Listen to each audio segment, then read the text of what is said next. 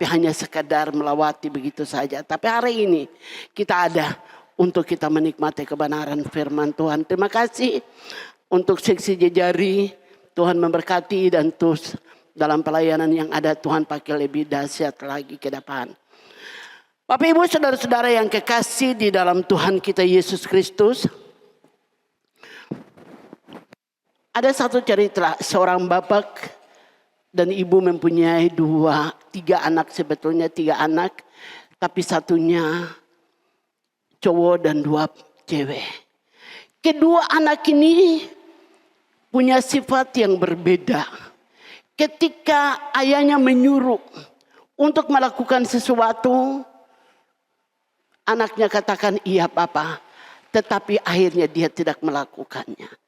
Tetapi anaknya yang satu ini, dia katakan bahwa kakak tolong melakukan ini. Dan dia katakan, iya bapak nih setiap kali kakak-kakak disuruh. Tetapi dia melakukannya sampai bapaknya sakit pun. Dia rela melakukan hal-hal yang seorang anak sebetulnya itu dilakukan oleh seorang istri. Tetapi seorang anak dia mampu melakukan itu karena dia begitu sayang kepada bapaknya. Dan lewat kasih sayangnya itulah membuat dia taat kepada bapaknya. Bapak Ibu saudara-saudara yang kekasih di dalam Tuhan Yesus Kristus. Hari ini kita akan berbicara tentang ketaatan. Ketaatan adalah dari kasih kepada Tuhan. Ketaatan lahir dari kasih kepada Tuhan. Tanpa dipaksa, tanpa ada penekanan, tetapi dari hati yang sungguh, hati yang tulus, dia melakukan itu kepada Tuhan. Dan atau itu menandakan bahwa ia menurut apa yang diperintahkan Tuhan sebagai bentuk hormat dan patuh kepada Tuhan. Di mana dikatakan dalam Yohanes 15. Yohanes 14 ayat 15. Barang siapa yang mengasihi aku, maka dia akan menuruti perintah-perintahku. Bahkan di dalam 1 Yohanes pasal yang kelima,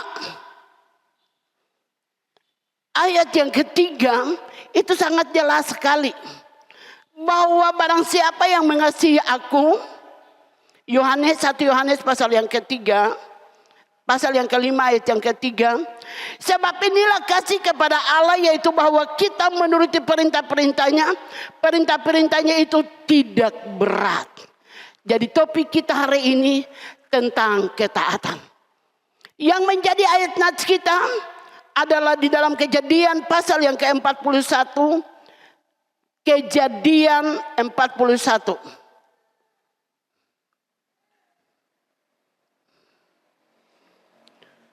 Ayat yang ke-37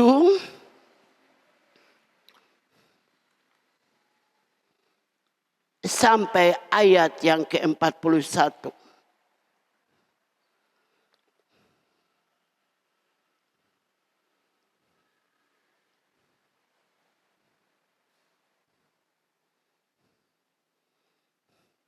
Kalau semua sudah mendapatkannya, kita akan baca bersama-sama. Karena ruangannya agak panas, jadi Bapak Ibu tidak mungkin tidur. Pasti kipas. Karena ruangannya panas. Jadi semua yang tidur, mari kita baca di dalam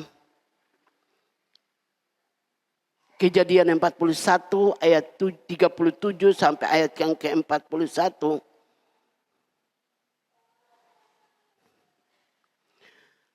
Beta baca ayat yang ganjil, Bapak Ibu baca ayat yang genap sampai berakhir 41. Topik Yusuf di Mesir sebagai penguasa. Usul itu dipandang baik oleh Firaun dan oleh semua pegawainya.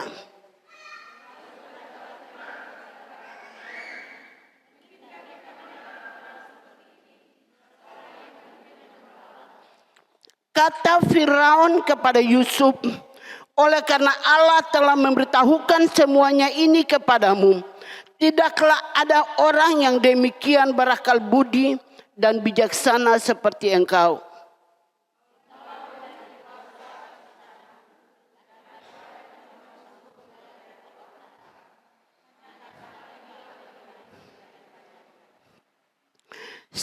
Ayat 41 bersama-sama. Selanjutnya Firaun berkata kepada Yusuf, dengan ini aku melantik engkau menjadi penguasa atas seluruh tanah Mesir. Bapak Ibu, saudara-saudara yang kekasih, ayat ini tidak lazim lagi bagi kita. Kenapa? Karena dari kecil, dari kita sekolah minggu, pasti sudah diceritakan cerita ini dari guru sekolah minggu untuk kita semua. Bahkan kita tahu persis itu siapa Yusuf. Bukan Yusuf yang bapaknya Yesus, bukan. Tapi ini dalam perjanjian lama. Bapak Ibu saudara-saudaraku yang kekasih dan mengetahui bagaimana pribadi daripada Yusuf. Yusuf adalah anak kesayangan daripada Yakub.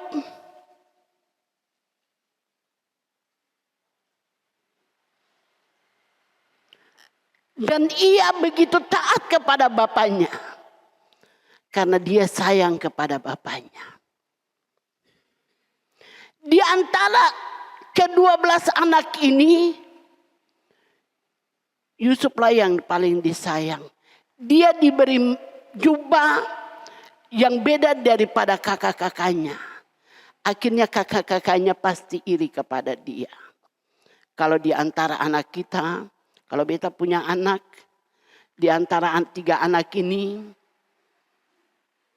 kami orang tua kalau beli sesuatu itu sama. Tetapi ada satu anak yang dia datang hitung. Adiknya punya, kenapa sama? Akhirnya kami orang tua buat bagaimana, walaupun kami mengasihi semua. Tapi antara satu karena dia sakit-sakitan, kami harus membeli, tidak boleh dress. Kalau dress berarti sama. Tapi kami harus beli itu atasannya dengan bawahannya. Lalu kami lebihkan satu. Supaya dia hitung, dia tidak tahu bahwa itu pakaian dalam atau bagaimana. Yang pentingnya lebih daripada kedua adiknya itu. Nah Yakub ini, dia sangat mengasihi Yusuf. Dan Yusuf adalah anak yang taat. Dia tidak seperti kakak-kakaknya yang mabuk-mabukan, melakukan hal-hal yang bertentangan dengan firman Allah. Dan singkat cerita, ketika ayahnya menyuruh dia untuk melihat kakak-kakaknya dalam pengembalaan yang ada dan memberikan kabar kepadanya. Sebagai anak yang taat, dia melakukannya walaupun dia adalah anak manja. Tetapi dia melakukannya. Singkat cerita, ketika dia bertemu, ketika dia sampai di tempat yang mereka berada tidak ada, katakan bahwa dia ada ke Yafo, dia ikuti untuk memberitahukan berita yang pasti kepada bapaknya. Tidak hanya dengar daripada kata orang. Dia ikuti. Ketika kakak-kakaknya lihat dia, mereka katakan si tukang mimpi datang. Anak emasnya bapak datang. Timbul kebencian. Bagaimana supaya mimpi itu bisa terjadi? Mereka menggagalkan mimpi itu. Tetapi ingat, rencana Allah tidak bisa digagalkan oleh rencana manusia. Apapun dia lakukan, tetapi Allah, rencana Allah tetap datang. Dalam Ayub pasal yang ke-42 itu. Rencana Allah tidak akan digagalkan oleh apapun. Dan ini nyata. Ketika dia sampai apa yang terjadi di dalam hidupnya. Allah izinkan dia masuk di pendidikannya Allah. Untuk Allah melihat bagaimana karakter daripada Yusuf. Karena Allah mempersiapkan dia menjadi orang besar. Allah mempersiapkan dia menjadi seorang pemimpin. Allah mempersiapkan dia untuk menjadi orang yang diberkati dan memberkati. Itu bukan satu hal yang gampang. Kembali kepada firman Tuhan kita. Ketaatan adalah sikap patuh. Dan itu dilakukan oleh Yusuf. Hari ini kita akan lihat 3 yang pertama. Apakah ketaatan itu atau apakah ketaatan kepada Tuhan itu penting? Sekali lagi kita katakan di dalam Ulangan 30 ayat 11 dan ayat yang ayat 13 ayat 11 sampai ayat yang ke-14. Ketaatan itu adalah pilihan. Sekali lagi, ketaatan itu adalah pilihan. Keluaran 30 ayat 11 sampai ayat yang ke-14. Jikalau engkau mendengar dan melakukannya, maka diberkati. Tapi kalau engkau mendengar tetapi tidak melakukannya, maka engkau akan mendapat hukuman. Pilihan itu ada pada saudara dan saya. Yang hari ini kita berbicara tentang ketaatan. Ketaatan itu pilihan. Mau taat kepada Tuhan atau mau tidak taat kepada Tuhan, tidak ada orang yang memaksa.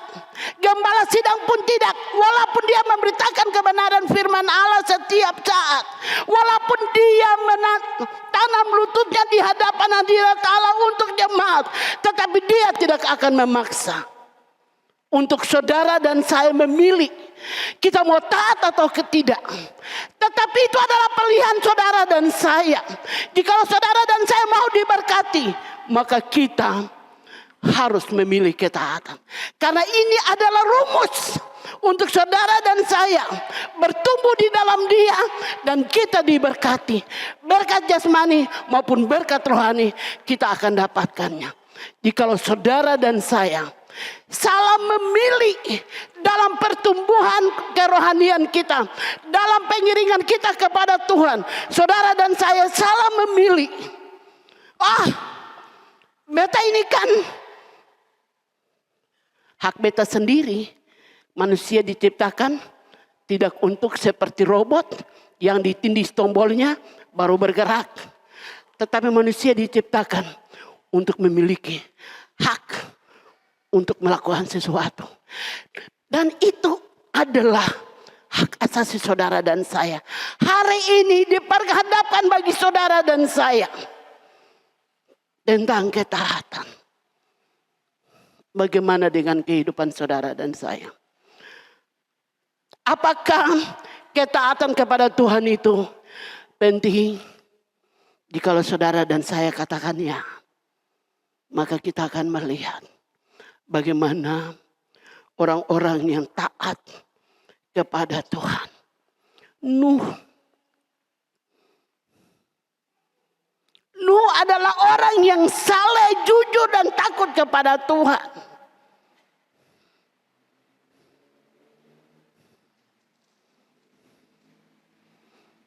Ketika Nuh dilihat oleh Allah bahwa dia adalah orang yang betul-betul takut kepada Tuhan. Waktu itu belum banjir ya. Belum sampai hujan itu, karena sesudahnya itu baru dia menanam anggur lalu dia minum, itu lain masalah di situ. Tapi yang pertama, Tuhan menyuruh dia untuk diam ke gunung dan membangun batra sebuah kapal. Secara manusia seperti tidak ada pekerjaan, tetapi dia manut, dia ikut, dia turut apa kata firman Tuhan. Di dalam Kejadian 6 ayat 22, Nuh melakukan semua apa yang diperintahkan Allah kepada dia. Batra panjangnya, lebarnya, tingginya, dibuat harus berpetak-petak dan sebagainya. Dia menurutinya. Dampak daripada dia taat kepada Allah. Pasal yang ke-7 ayat yang pertama, keluarganya diselamatkan. Otoritas ada pada sang bapa. Terkadang bapa tidak pergi ke gereja. Bapak katakan, sebentar kalau kamu pergi ibadah, semua pulang gereja tidak boleh makan. Padahal Bapak berpikir bahwa Bapak tadi dia sampai gereja. Alasan Bapak apa? Capek, cari uang. Uang lebih daripada Tuhan. Sampai dia lupa. Tidak menjadi panutan yang baik sebagai seorang imam. Menjadi panutan yang baik di dalam ketaatannya beribadah kepada Tuhan.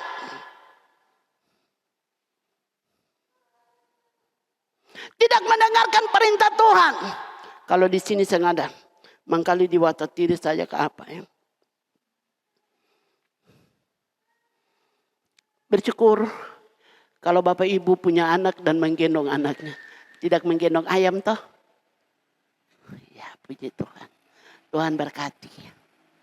Bersyukur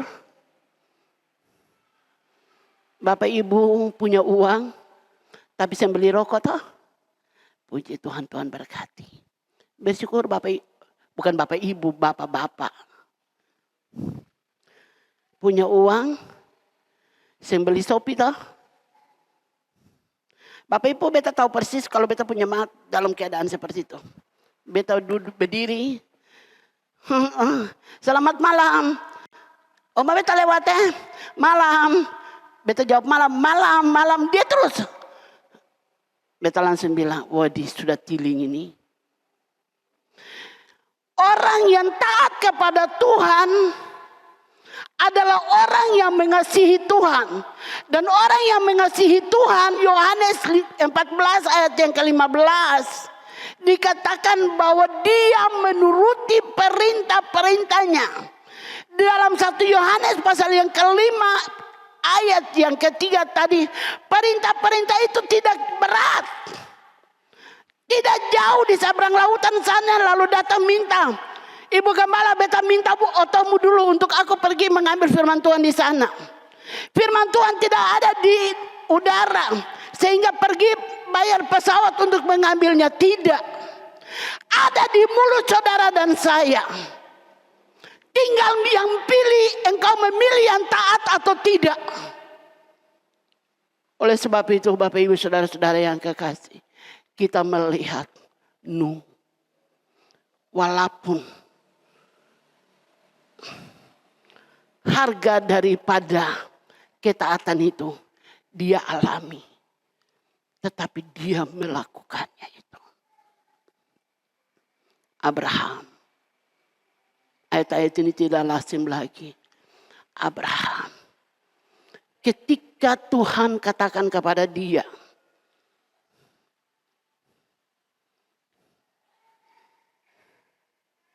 Pasal yang kedua. Pasal yang ke-22 ayat 2. Bangunlah.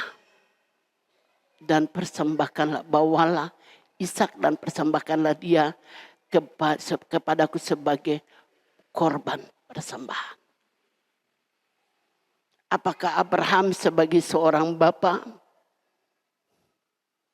Dia katakan, saya bisa. Kan ini kan anak yang saya janji per beta, kenapa beta mesti sengsarakan dia. Hati Bapa pasti pedih. Tetapi dia percaya Allah Yehova Yire pasti menyediakan baginya. Dia melangkah dengan pasti. Ini bagaimana ketika kita diperhadapkan dengan masalah tidak seperti Abraham yang berat ini. Tapi bisa saja lewat penyakit atau istri melahirkan atau ke apa lagi. Anak ada sakit lalu sudah ibadah sudah beta tinggal jaga anak. Beta terlambat, ditanya, aduh kenapa terlambat, datang semua firman Tuhan.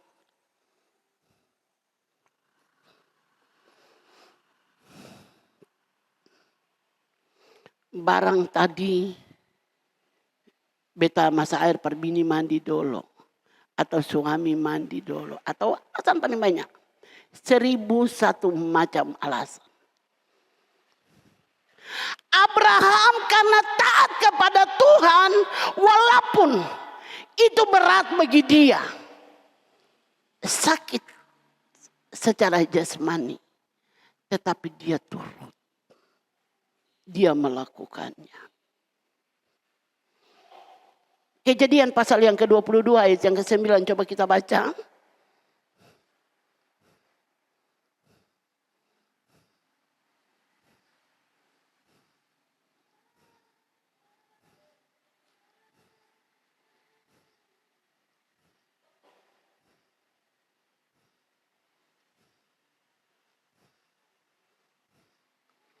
Ayat yang ke-7 dan ayat yang ke-8, ayat yang ke-9 ya.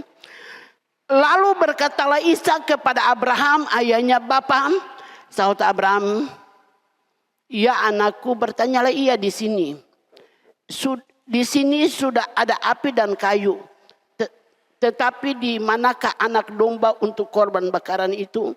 Sahut Abraham, Allah yang akan menyediakan anak domba itu. Anak domba untuk korban bakaran baginya. Anakku, demikianlah keduanya berjalan bersama-sama. Ketika dia sudah lihat gunung Moria itu. Dan salah satu tempat yang akan ditunjukkan Allah untuk mempersembahkan anaknya. Dia menyuruh bujang-bujang tinggal. Dan dia bersama anaknya. Bagaimana Bapak Ibu, beta duduk renungkan. Seandainya itu Edi. Apa yang beta alami? Hati ibu. Apa yang beta alami? Kalau Tuhan katakan ini. Saya bilang saya sayang beta toh. Saya mampu hadapi apapun. Tapi sekarang ini. Buanglah anakmu ke laut.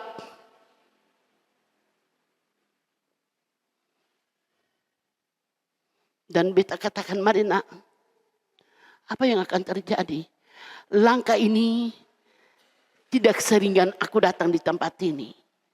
Pasti langkah itu sangat berat. Tetapi Abraham mampu melakukannya itu. Karena dia sayang kepada Tuhan. Dan dia tahu. Ketika anaknya katakan, semua sudah ada. Sekarang mana domba yang akan kita persembahkan? Abraham katakan di dalam ayat yang ke-8. Tuhan akan menyediakannya. Bapak, Ibu, saudara-saudara yang kekasih. Dalam kesetiaan atau kita tunjukkan ketaatan kita kepada Tuhan. Tidak seperti membalik telapak tangan. Dalam saudara dan saya. Tunjukkan kasih kita kepada dia. Tidak segampang apa yang kita pikirkan. Allah akan membawa saudara dan saya masuk pada pengalaman-pengalaman yang tidak kita pahami. Tapi jalan.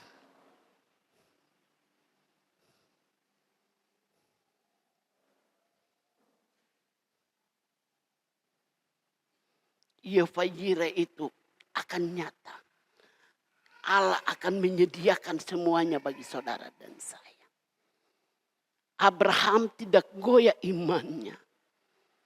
Dia melangkah. Kalau Tuhan izinkan untuk beta persembahkan, pasti Tuhan punya cara sendiri. Dan dia melangkah. Mari Bapak Ibu saudara-saudara yang kekasih. Beta pernah katakan untuk jemaat Tuhan yang ada di GBS Lam Desar Timur. Engkau lebih pentingkan kebunmu daripada Tuhan. Takut kalau kakak tua satu kali kasih habis itu jagungmu. Lalu makan apa?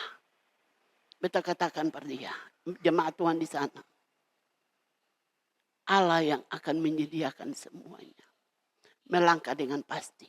Kalau di tempat ini, beta tahu pasti banyak ada hal-hal yang akan membuat kita khawatir.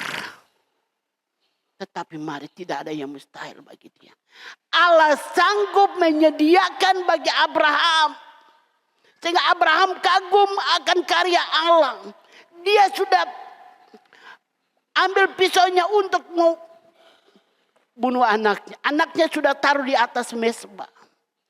Tuhan katakan, jangan engkau apakan dia. Ayat yang ke-22 tadi yang kita baca. Dia menyiapkan semua.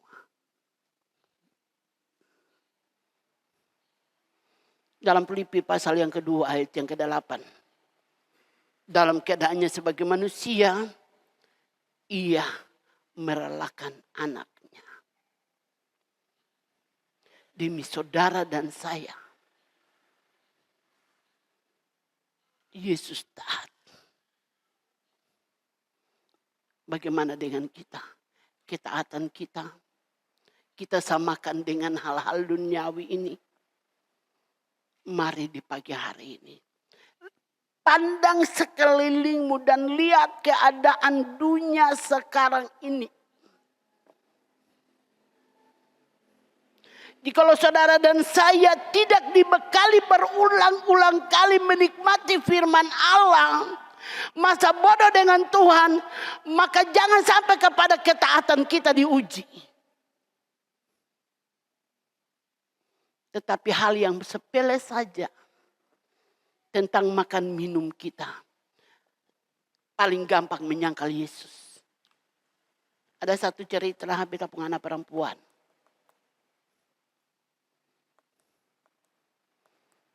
Beta katakan dia anak rumah. Walaupun beta tidak lahir dari kandunganku. Pasti jemaat sini tahu karena dulu beta tahu dia masuk di sini.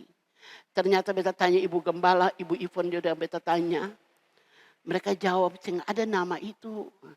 Ma ini. Masa don saya tahu beta punya anak ini. Ternyata apa? Dia masuk saksi Yehova. Menukarkan imannya dengan soal makan minumnya dan pakainya. Ketika beta dengar, beta hanya berlutut dan beta katakan, waktu Tuhan itu waktu yang indah. Anaknya yang kayak bule itu, anaknya kalau datang, karena memang dia dekat dengan beta dengan opanya, dia kalau lihat mobil saja dia lari ikut. Beta sampai hati, beta mesti stop, beta ambil dia. Tapi dia katakan begini, boleh ikut Oma. Tapi hari Kamis harus pulang. Semboleh ikut ibadah. Tapi beta tahu, beta pun doa tidak akan berhenti sampai situ. Tuhan akan menjamah hatinya dengan cara Tuhan. Mari jangan sampai kita tidak kuat di dalam dia. Kita tidak lagi mengasihi dia karena Allah izinkan ujian-ujian yang terjadi di dalam rumah tangga kita, pribadi kita. Untuk melihat bagaimana ketaatan saudara dan saya. Mari kita melihat perempuan yang ada di Kanaan itu. Walaupun dia tidak dihiraukan, dia diusir. Bahkan dikatakan bahwa tidak patut mengambil makanan yang disediakan bagi anak lalu diberikan kepada anjing. Tapi dia tetap taat. Dia katakan anjing juga makan remah-remah yang jatuh daripada meja tuannya. Tuhan katakan kepada dia, hai ibu, besarlah iman, maka jadilah seperti yang kau kehendaki.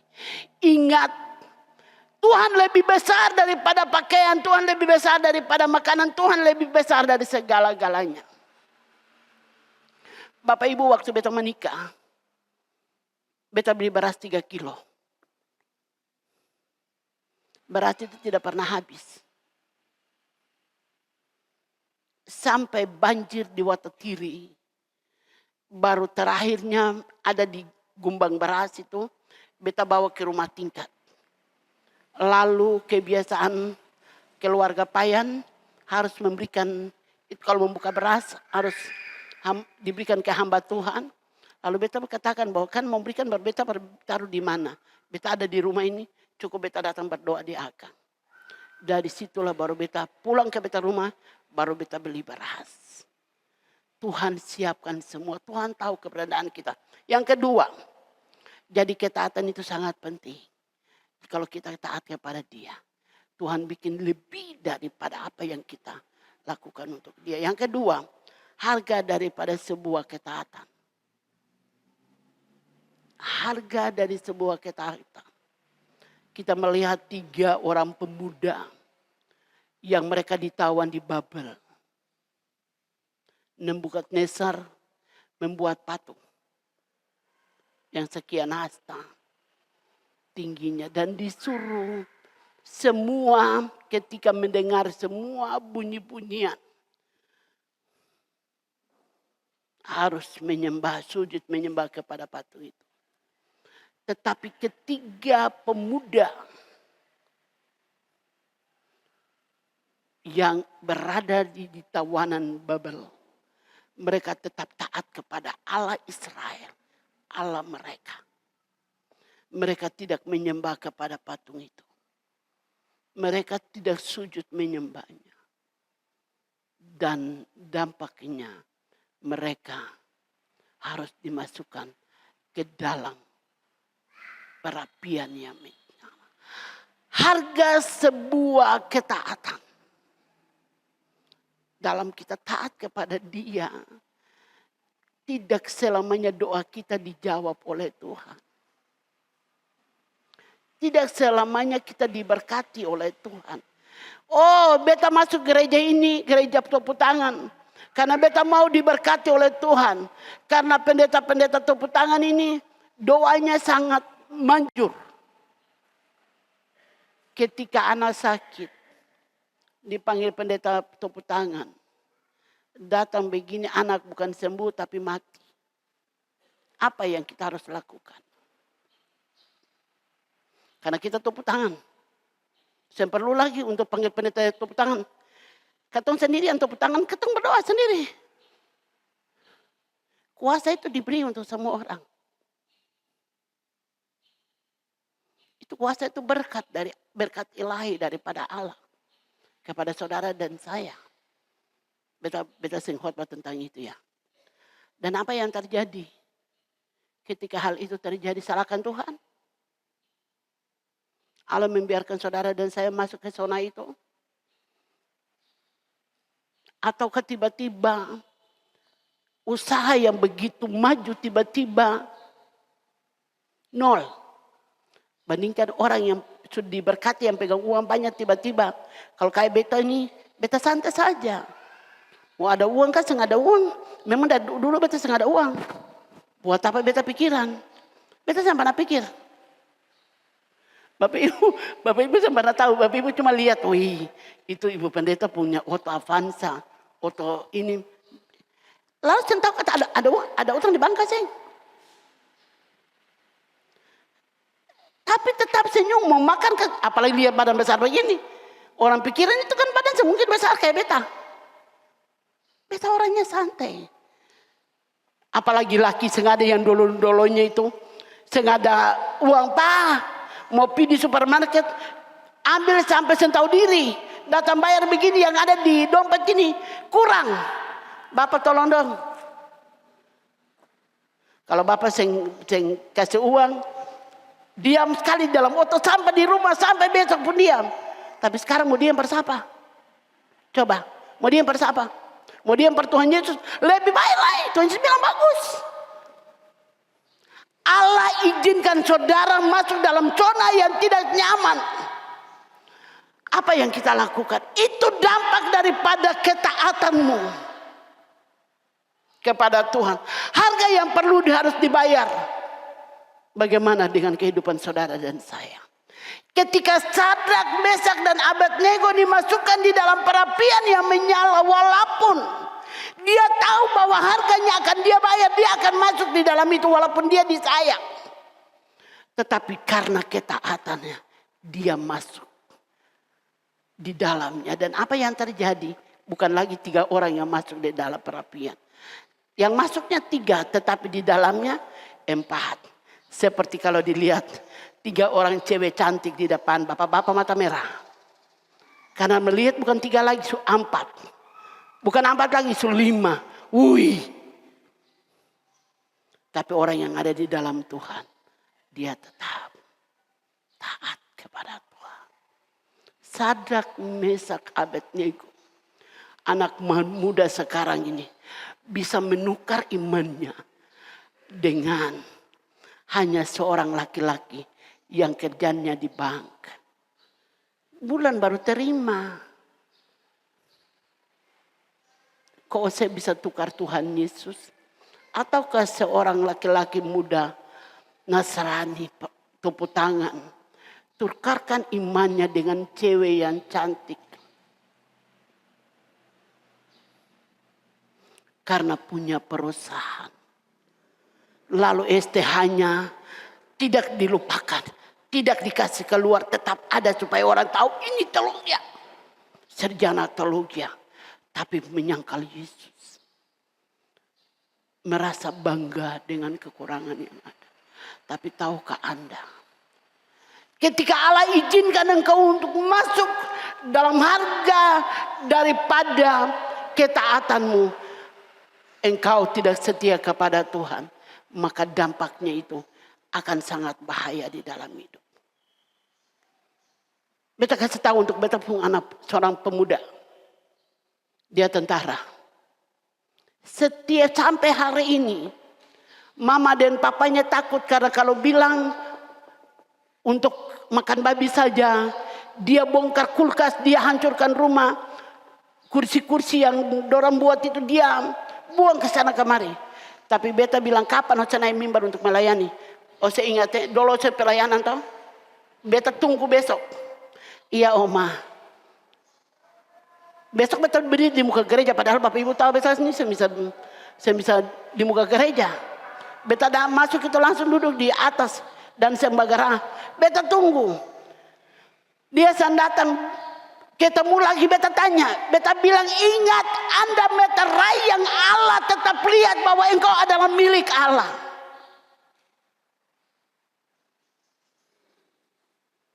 Apapun engkau tukarkan dengan Tuhanmu. Harga sebuah ketaatan. Jikalau engkau taat kepada Tuhan. Siapapun dia. Jangan engkau tukarkan dia dengan Tuhan. Anak muda. Kalau di sini anak muda banyak. Tetapi dulu GBS dalam Desar Timur. Ceweknya cuma beta sendiri. Cowoknya juga satu. Edio Ngirwalu yang dulu di Tanah Tinggi itu. Setiap minggu bertukar pemuda dari Protestan, dari Katolik masuk di GBS. Setiap minggu Eunike Refutu didakwa oleh mamanya dengan papanya. Ini pasti persyaratan Ose ini. Karena Ose mau mengaku laki-laki ini harus masuk gereja GBS. Gereja tepuk tangan. Masuk gereja haleluya. Masuk gereja itu. Amin masuk. Kalau tidak beta tidak akan mau. Jangan saya pikir bahwa saya punya toko lalu terkenal Cina lalu terkenal beta mau ikut saya seng.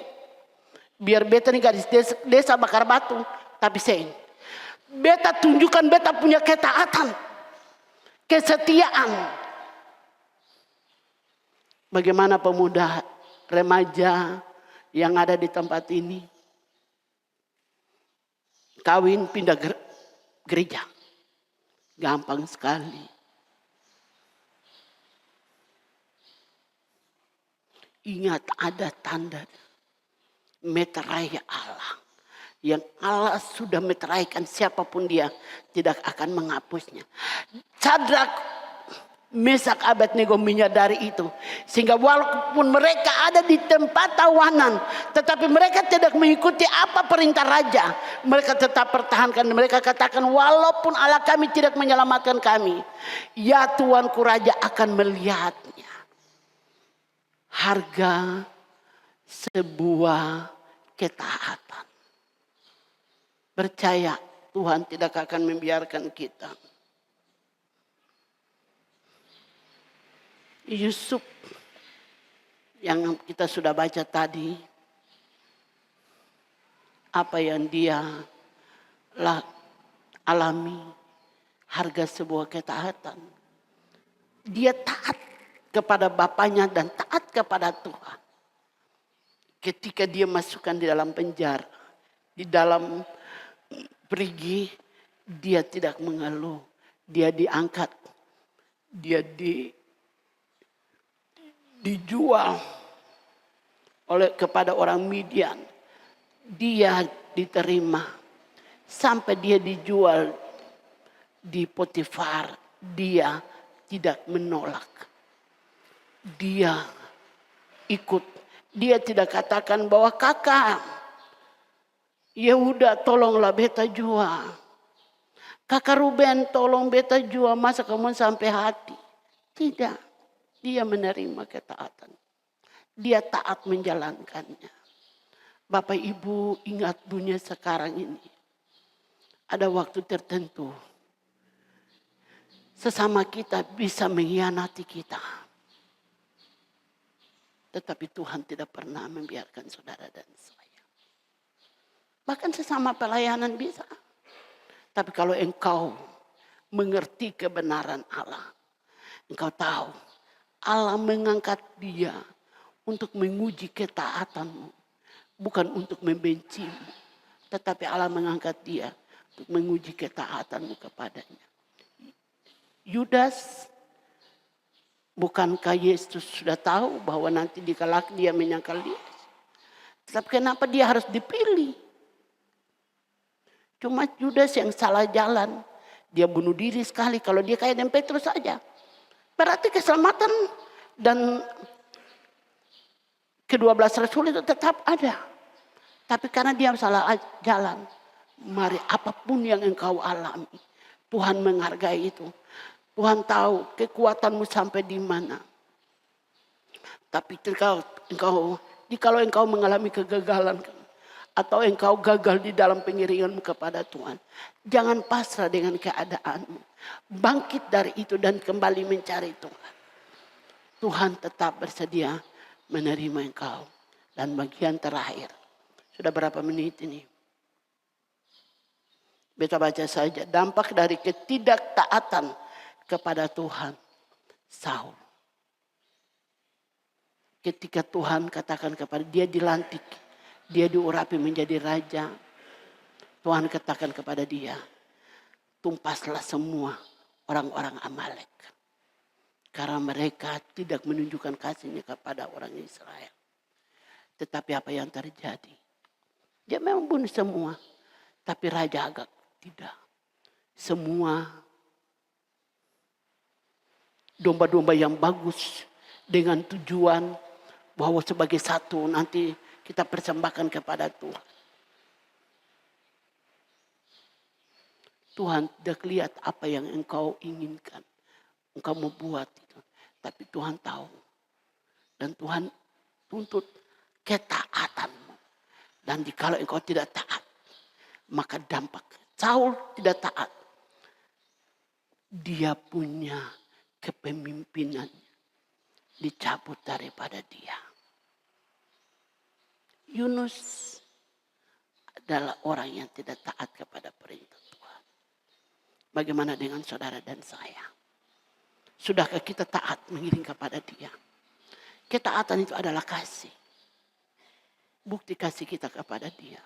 Sampai di mana ketaatan saudara dan saya? Apakah anak kita lebih penting daripada Tuhan? Pekerjaan kita lebih daripada Tuhan? Ataukah uang lebih dari segala-galanya? Beta katakan untuk jemaat yang ada di Watat ini. Kalian tidak pernah tahu apa yang beta. Ketika beta suami meninggal, beta sering menangis. Tetapi beta ada di hadapan Tuhan. Beta meneteskan air mata. Beta mengalang. Kapan terjadi pemulihan? Beta suami mati. Sebagai istri, beta meneteskan air mata. Tetapi beta tidak meraup. Sekalipun itu belahan jiwa yang tidak ada. Tetapi beta di hadapan Tuhan, beta mengalah. Tuhan, oh, tidur tidak bisa tidur. Tetap ada di hadapan Tuhan. Bapak Ibu tahu. Jemaat sidang dan jemaat hamba-hamba Tuhan ada di hadapan Tuhan. Mendoakan saudara dan saya, mari. Tetap kita pertahankan dia, taat mengiring dia. Tunjukkan ketaatan kita kepada dia. Walaupun banyak hal yang kita alami. Tapi Tuhan akan menyediakan semua. Tuhan akan memberkati. Kunci dari keberkatan itu adalah taat. Itu rumus yang paling bagus. Jadi kalau kita taat kepada dia, maka dia akan memberkati saudara dan saya. Saudara dan saya akan masuk di dalam pertumbuhan rohani. Saudara dan saya akan tetap menikmati jamahannya bagi saudara dan saya. Kalau kita taat kepada dia, kita akan menikmati semuanya. Mazmur 112 ayat yang pertama dan ayat yang kedua. Sebagai ayat yang terakhir.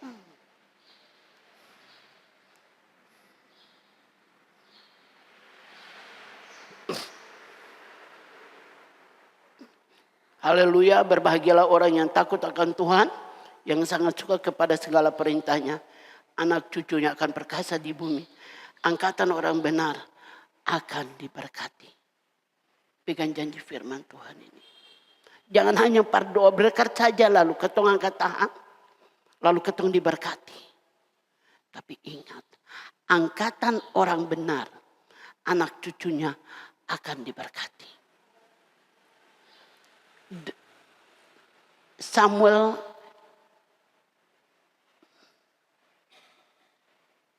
bukan Samuel, anak daripada Daud.